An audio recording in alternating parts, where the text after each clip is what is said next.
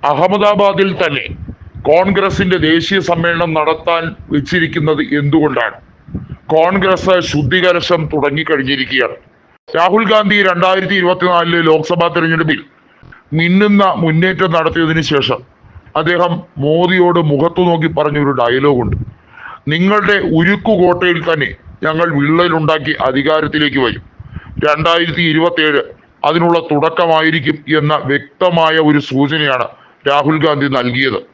ഇപ്പോഴിതാ അഹമ്മദാബാദിലെ ദേശീയ സമ്മേളനത്തിൽ കോൺഗ്രസിനുള്ളിലെ ഏറ്റവും വലിയ പ്രമേയം പ്രതിപക്ഷത്തിന്റെ ശക്തി എത്രത്തോളം വലുതാണ് എന്ന് കാട്ടിക്കൊടുക്കൽ തന്നെയാണ്.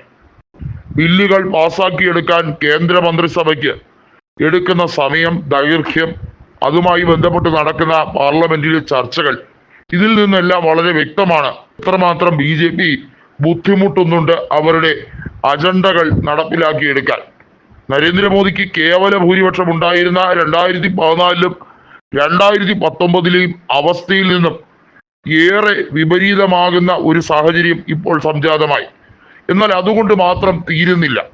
വർഗീയ ശക്തികളെ, തീവ്ര ഇടതുപക്ഷ സംഘടനകളെ ബഹിഷ്കരിക്കാൻ രാജ്യത്ത് പ്രബുദ്ധരായവർ, മതേതര പ്രസ്ഥാനങ്ങളിൽ വിശ്വസിക്കുന്നവർ, അവർ ശക്തമായി പ്രതികരിക്കേണ്ട സമയം അതിക്രമിച്ചിരിക്കുന്നു എന്നതാണ് കോൺഗ്രസ് ഇത്തവണ അവതരിപ്പിക്കുന്ന ഏറ്റവും മികച്ച പ്രമേയം.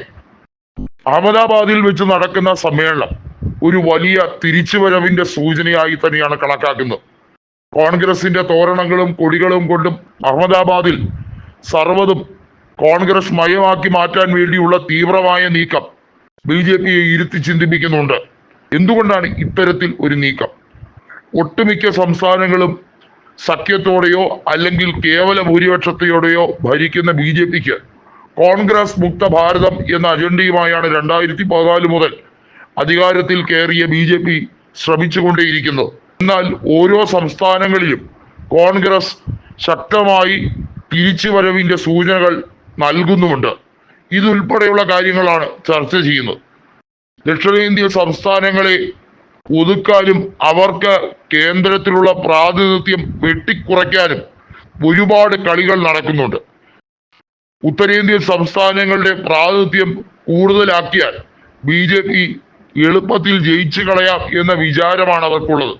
എന്നാൽ അതിനെ തകിടം മറിക്കുന്ന പദ്ധതികളാണ് കോൺഗ്രസ് ആവിഷ്കരിക്കുന്നത്. ഇന്ത്യയിലെ ഏത് സംസ്ഥാനം എടുത്തു നോക്കിയാലും അവിടെ കോൺഗ്രസ് ഉണ്ട്.